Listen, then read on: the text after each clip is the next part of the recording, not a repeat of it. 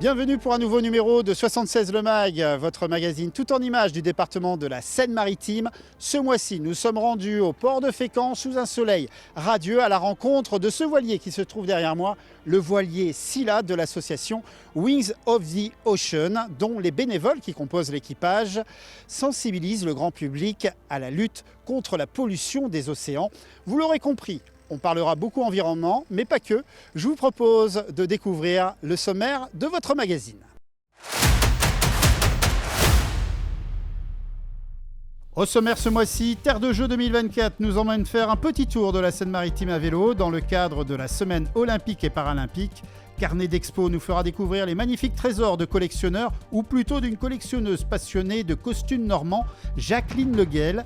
Talent d'Ici est consacré ce mois-ci à une clinique spécialisée dans la réparation horlogère. 76 secondes en bref, éboulement de falaise à Fécamp, renouvellement des défibrillateurs dans les petites communes, du bon pain pour les collégiens. Nous balayerons toute l'actualité du département.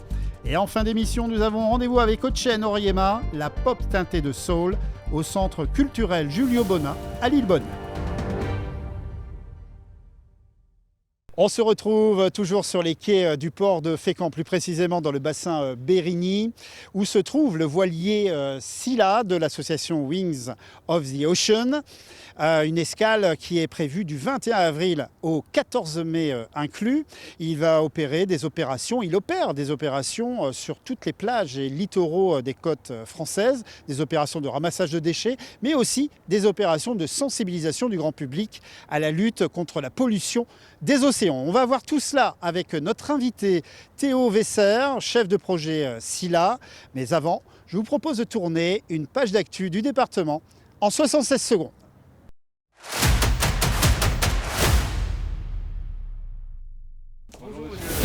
Une nouvelle fois, le département de la Seine-Maritime s'engage en faveur du bien manger dans les collèges et soutient le tissu artisanal local avec le dispositif 109 boulangers, 109 collèges. Bertrand Bélanger, président du département de la Seine-Maritime, et Guillaume Dartois, président de la Chambre des métiers et de l'artisanat de la Seine-Maritime, se sont rendus le 7 avril dernier au collège Macéo à Baquène, à Beauce, lors de la livraison quotidienne assurée par la Huchapin située à Franqueville-Saint-Pierre. En 2022, 78 collèges s'approvisionnent auprès d'une boulangerie de proximité. L'objectif est d'arriver à ce que l'intégralité de ces collèges publics suivent cet exemple d'ici fin 2023. Le 4 avril dernier, Bertrand Bélanger, président du département de la Seine-Maritime, et André Gauthier, président du conseil d'administration du service départemental d'incendie et de secours de la Seine-Maritime, se sont rendus au centre d'incendie et de secours de Barentin pour signer la convention de partenariat 2023-2028 entre les deux structures. Le département fait un énorme effort financier. Sa participation supplémentaire va être augmentée de 1 million d'euros chaque année. Et puis le département a souhaité aussi prendre en charge une partie des dépenses des communes, non seulement dans le fonctionnement du SDIS, mais également dans le cadre de la surveillance des plages, par exemple. Le 3 avril dernier, un point d'étape du chantier du pôle social départemental du Havre a été fait. Un projet qui s'inscrit dans la volonté de rassembler au sein d'un même équipement plusieurs services sociaux départementaux et de la délégation territoriale de l'arrondissement havrais. Répondant parfaitement à la politique de la transition écologique du département, le pôle social départemental fait aussi l'objet d'équipements culturels inscrits dans le cadre du dispositif 1% artistique. 4 artistes-auteurs présélectionnés vont être admis à produire une étude artistique. Le lauréat sera retenu en septembre.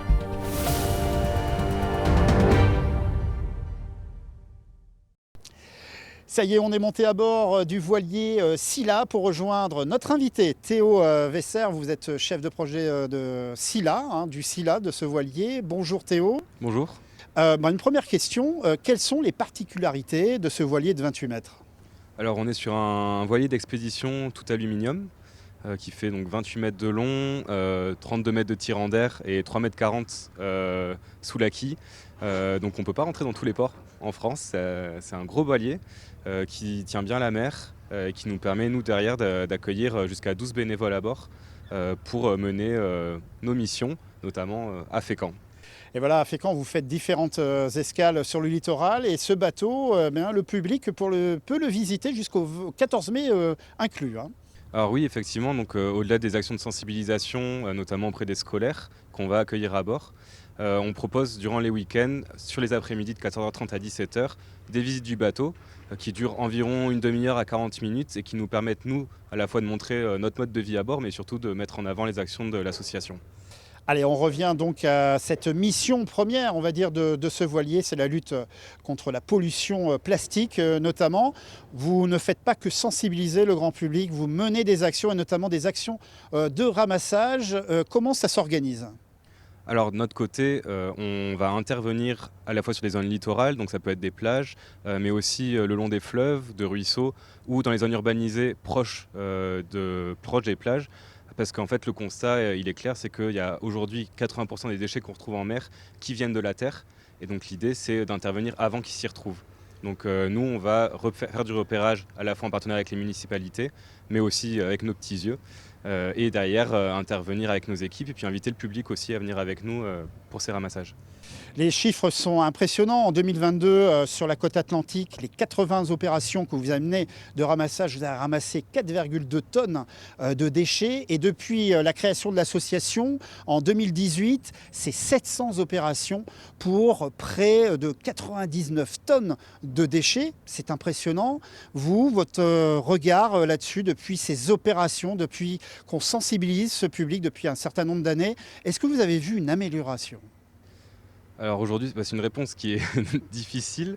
Je ne pense pas qu'il y ait forcément une amélioration à ce niveau-là. En tout cas, il y a une réelle prise de conscience de plus en plus de personnes. Et par nos actions, du coup, ça nous permet de sensibiliser de plus en plus de personnes à ce sujet-là.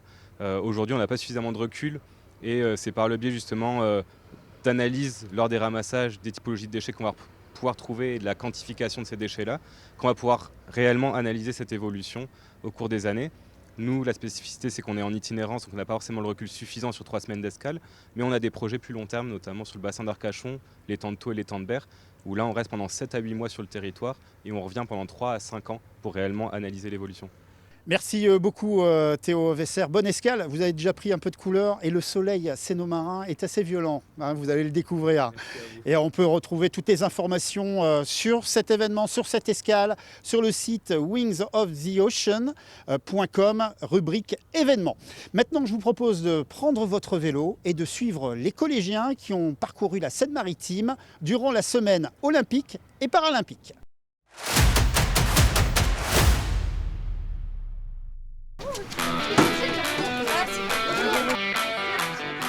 Des dizaines de collégiens de tout le département s'empressent d'enfiler leurs tuniques et casques de sécurité pour enfourcher leur monture et se mettre en selle. Et c'est parti pour une belle randonnée à vélo.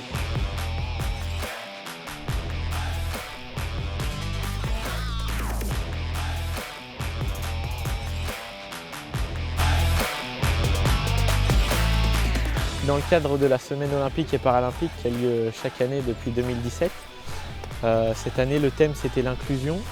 L'année dernière on avait fait une journée sportive sur Forges-les-Eaux et cette année on avait un peu envie d'innover et de changer de formule. Et on a décidé d'organiser un tour de la Seine-Maritime en vélo pour mettre en valeur les circuits et itinéraires inscrits au PDESI. On a sollicité 10 collèges pour les 10 étapes sur les 5 journées que l'on fait.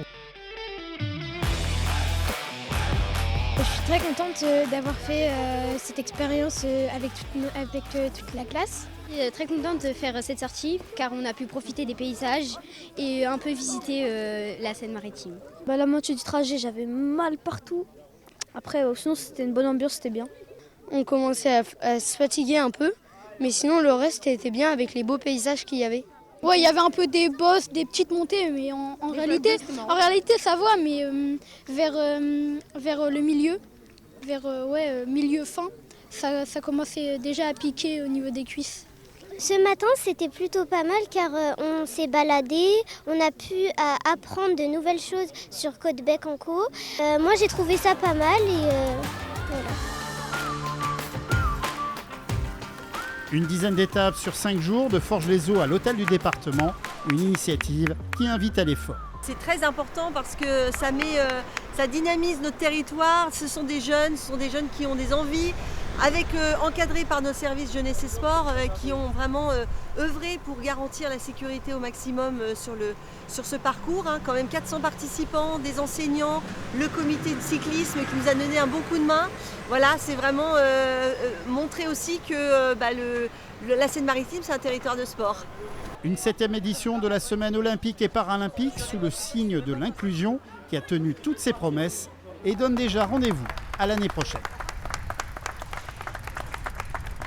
On se retrouve toujours avec le soleil pour rejoindre notre deuxième invitée, Madame Urosevic Marie-Lou, qui est chargée de mission à la direction des ports, bacs et voies vertes du département. Vous représentez donc le département. Pourquoi le département soutient ce type d'opération? En quoi c'est en adéquation avec la politique environnementale du département? Cette action répond à la politique du département de verdir les places portuaires et notamment vis-à-vis de la démarche d'écologie industrielle et territoriale qui a été développée sur le port de Fécamp et sur le port du Tréport. Donc de mettre en relation finalement les actions qui peuvent être menées sur le port, les navires qui peuvent venir avec la ville, l'agglomération et les entreprises locales, puisque nous avons notamment au cours de cette escale une expérimentation sur la collecte des déchets pêchés en mer par les pêcheurs, par les plaisanciers, mais également par la base de maintenance éolienne en mer. Sensibiliser, faire des actions comme là de ramassage, vous pensez que ce sont des moyens adéquats pour lutter contre cette pollution? Oui, tout à fait. C'est par là que ça commence, la sensibilisation. Le navire va faire de la sensibilisation à la fois auprès des visiteurs qui passent sur les quais, auprès des écoles, auprès des collèges, puisque nous avons fait le relais aussi auprès de la direction des collèges dans le cadre de cette escale, auprès des lycées. Donc oui, tout à fait, c'est l'avenir, c'est l'éducation et ça permet d'essayer, en tout cas, de diminuer ces pollutions qu'on peut avoir en mer. Dernière question, je l'ai posée à Théo Vesser, le chargé de projet de SFILA. D'après vous, c'est plus une petite question personnelle, au vu de toutes ces opérations depuis un certain nombre d'années, vous avez constaté une amélioration? Alors une amélioration, je ne saurais pas exactement dire, mais en tout cas, toutes ces opérations concourent à terme à sensibiliser l'ensemble de la population à l'effet que peuvent avoir ces déchets qui peuvent être jetés dans les cours d'eau qui arrivent en mer et je crois qu'il faut continuer en tout cas ces actions. Marie-Lou Urosevic, merci beaucoup. Changement de décor, changement de sujet, je vous propose de découvrir le trésor, que dis-je, les trésors de collectionneurs au singulier, car il s'agit de la collection exceptionnelle de Jacqueline Leguel, collectionneuse autour du costume depuis une quarantaine d'années, une collection qui a été acquise par le musée des traditions et arts normands du château de Martinville.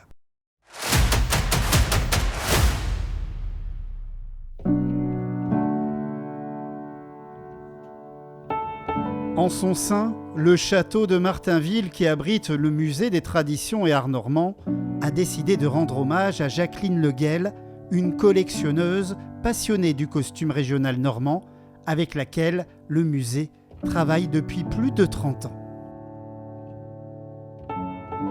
Nous avons fait l'acquisition par achat et par don sur les années 2020 et 2021 d'une importante partie de sa collection qui comprend des ensembles complets féminins qui permettent d'aborder l'évolution du costume régional en Normandie de la fin du XVIIIe siècle jusqu'au tout début du XXe siècle avec un costume qui porte l'étiquette du Rufflet et du Sceau à Louviers en 1910. On présente le costume sous tous ses angles puisque le costume était réalisé au XVIIIe siècle par les corporations et ensuite au XIXe siècle par les lingères.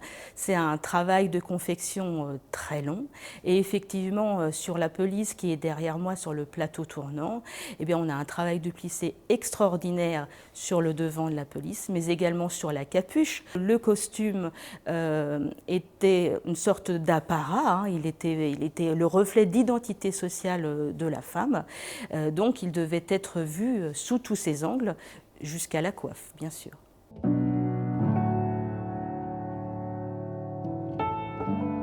Nous ne sommes pas à plaindre en Haute-Normandie puisque nous avons des coiffes très particulières qui sont ce qu'on appelle le bonnet cauchois. C'est ce bonnet qui a été porté dans tout le pays de Caux, donc de 1729 jusqu'à 1825, sur une centaine d'années, et qui est très caractéristique. Ici, c'est simplement le bonnet. Il faut imaginer qu'au-dessus étaient accrochées des barbes de dentelle, ce qu'on appelle la coiffe, qui permettait d'orner véritablement la coiffe.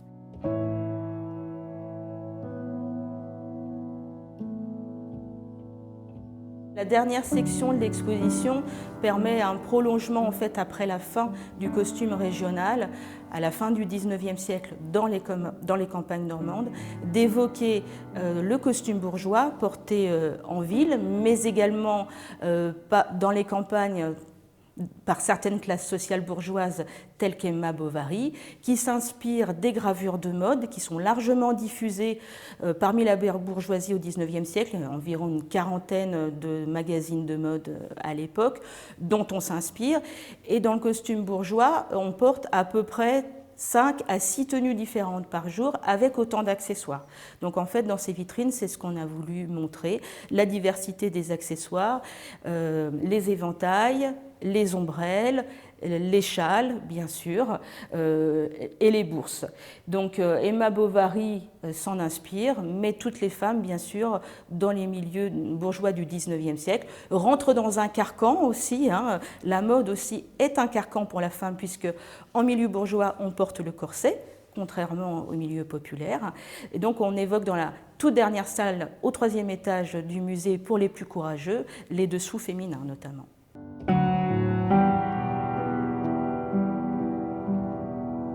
Une collection qui comprend 147 pièces de costumes féminins comme masculins, permettant de découvrir la société de ces époques. Une exposition à découvrir jusqu'au 17 septembre.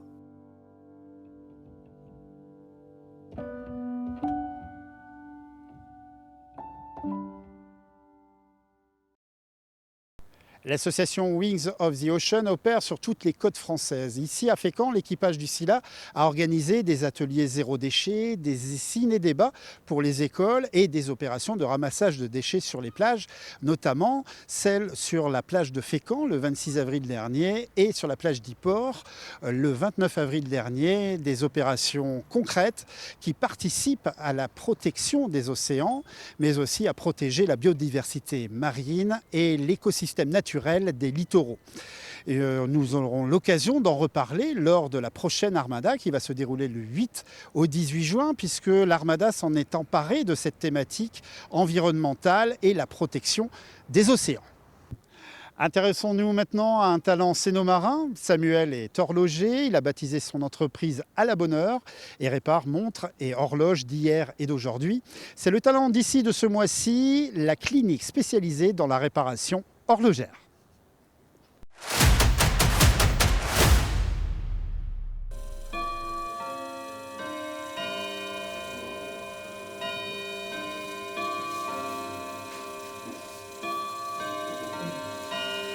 Après avoir obtenu mon CAP à jouer les tours, j'ai donc exercé ma profession dans une bijouterie, la bijouterie Millau au Havre. J'ai été formé par Rolex à Genève et à Paris. Ensuite, j'ai décidé d'ouvrir un atelier dans Montivilliers même.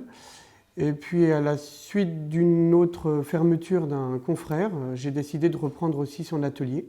Et donc, Anthony dirige principalement l'atelier du Havre, mais notre but, c'est quand même de continuer toujours à travailler ensemble. Le fait de réparer, de redonner vie à des objets anciens, qui aujourd'hui ne sont plus forcément proposés lorsqu'on suit un cursus en horlogerie, qui sont plus amenés à faire de la montre de luxe dans des manufactures. Donc en tant que jeune personne, je me estime chanceux de pouvoir travailler sur de l'ancien. Et c'est grâce à Samuel Marc justement que j'ai pu me lancer là-dedans. Et grâce à son savoir et à son partage. Je ne m'attendais pas à devoir gérer une boutique non plus, directement sorti d'études, mais c'est là où on apprend le plus, et au moment où voilà, on doit un peu se débrouiller tout seul aussi et apprendre sur le tas. C'est important d'apprendre aussi par soi-même.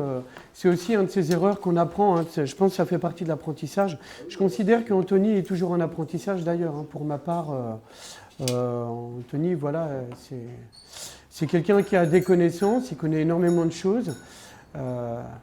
Mais voilà, on ne peut pas tout connaître comme moi. Et je me suis rendu compte aussi de ça par rapport à l'apprentissage, c'est qu'on apprend aussi de nos erreurs, mes propres erreurs. Et on apprend aussi des jeunes qui viennent, s'ils connaissent aussi des choses et je ne me rendais pas tellement compte. Je pensais que nous, on leur apportait beaucoup plus, mais eux aussi en fait nous apportent. Et c'est là où il y a vraiment un réel échange. Tout ce qui nous attire en horlogerie, c'est que ce sont des objets qui sont vivants, qu'on nous apporte morts ou malades. Et le fait de remettre quelque chose en route, de redonner vie, c'est vraiment cet aspect-là. Voir un rouage qui se remet à fonctionner, qui a peut-être 300 ans, bah, c'est beau, quoi. Et on se dit, après nous, ça fonctionnera encore. Quelqu'un d'autre réparera encore après, peut-être pendant 200 ans. Ce qui n'a rien à voir avec une montre à pile ou une pendule à pile. Il faut changer la pile tous les ans ou jeter la pendule tous les 3 ans parce que le mouvement est fichu. Un mouvement mécanique va fonctionner, mais pendant des décennies. Nous, on n'est que de passage, en fait. Et on répare un objet qui était arrêté et on le remet en route. C'est redonner vie, c'est vraiment... L'horlogerie, c'est quelque chose de vivant. Et c'est surtout des objets auxquels les clients accordent une très grande valeur sentimentale. Généralement. Oui, c'est des objets du quotidien. Ouais, issus de plusieurs générations, donc voilà, souvent ce sont des objets de famille auxquels... Oui, ils sont habitués à voir l'heure qui passe dessus, aussi bien les heures tristes que les heures de joie, et donc ça leur rappelle aussi voilà, ce qu'ils ont vécu, leurs grands-parents avec la pendule, le balancier qui oscille, la sonnerie, ça... Ouais, on a beaucoup de gens, c'est affectif l'horlogerie.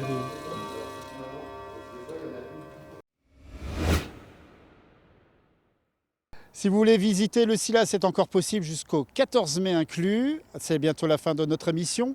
Avant d'aller rejoindre Hoseng, Oriema à Rouen, je vous propose une dernière page d'actu du département en 76 secondes.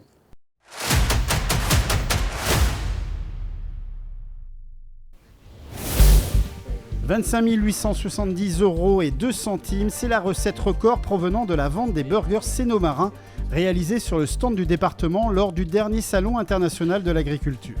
3 chèques à somme égale ont été remis le 12 avril dernier à l'Association nationale de développement des épiceries solidaires, la Croix-Rouge française et la Société de Saint-Vincent-de-Paul, 3 acteurs incontournables des solidarités humaines et territoriales. Le 22 février dernier, la commune de Fécamp a connu 2 éboulements successifs de la falaise sur une profondeur de 15 mètres, impactant directement la RD 79, la route du phare. Bertrand Bélanger, président du département de la Seine-Maritime, en présence de Gilles Quesnay-Hervé, sous-préfet du Havre, et de David Roussel, maire de Fécamp, se sont rendus sur les lieux pour constater le recul du trait de côte. Le 13 avril dernier, Bertrand Bélanger, président du département de la Seine-Maritime, est venu inaugurer le nouveau défibrillateur de la chapelle de Grunval à Saint-Léonard pour présenter le dispositif solidaire des petites communes au renouvellement des défibrillateurs automatisés. C'est un peu plus de 100 aujourd'hui communes qui ont sollicité ce dispositif. Voilà. Donc là aussi, c'est la volonté de proximité avec les élus. Dispositif d'aide commune évolutif. À un moment donné, on nous dit ça serait pas mal aussi si le département pouvait y contribuer. On réunit la commission consultative une fois par an. Le sujet arrive sur la table. On dit c'est une bonne idée. On le fait, on le met en œuvre et on vient aujourd'hui l'inaugurer ici à Saint-Léonard. Comme promis, on se retrouve en cette fin d'émission à Lillebonne, au centre culturel Julio Bonnat, avec Hoseng. Et oui, j'ai fait la rectification. Hoseng, on dit bien Hoseng. C'est quelle origine ce prénom ? C'est Acholi, c'est une ethnie ougandaise en fait, et ça veut dire soleil. Voilà, Hoseng. Alors c'est bien, on se retrouve ici, c'est le café, petit endroit vraiment sympathique où il y a des petits concerts. C'est un retour aux sources pour vous, hein. Oui, c'est Julio Bonnat, c'est un peu comme ma deuxième maison en fait. C'est là où j'ai fait mes premiers concerts quasiment, j'ai fait mes premières pièces de théâtre. C'est là où j'ai vu mes premiers concerts, mes premiers spectacles et j'y vais toujours d'ailleurs. Et ce lieu-là, le café, c'est un point de rendez-vous après les spectacles, qu'on se retrouve entre nous, on discute de ce qu'on a vu, voilà, on boit quelques coups. Alors, on peut vous englober, on va dire, dans la catégorie pop, teinté un peu de soul, regard positif, concert festif. C'est ce que vous allez proposer à l'Armada. Hein. Ouais, j'ai un univers pop, j'aime bien dire aux accents funky, aux accents solaires. Et le concert de l'Armada le 14 juin, ça va être ça.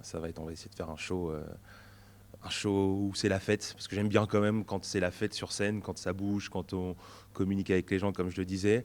Mais j'aime bien aussi avoir d'autres couleurs à ma palette, des instants un peu plus mélancoliques, un peu plus posés, surprendre un petit peu aussi. Mais globalement, ouais, j'aime quand c'est la fête, et ce sera la fête le 14 juin à l'Armada.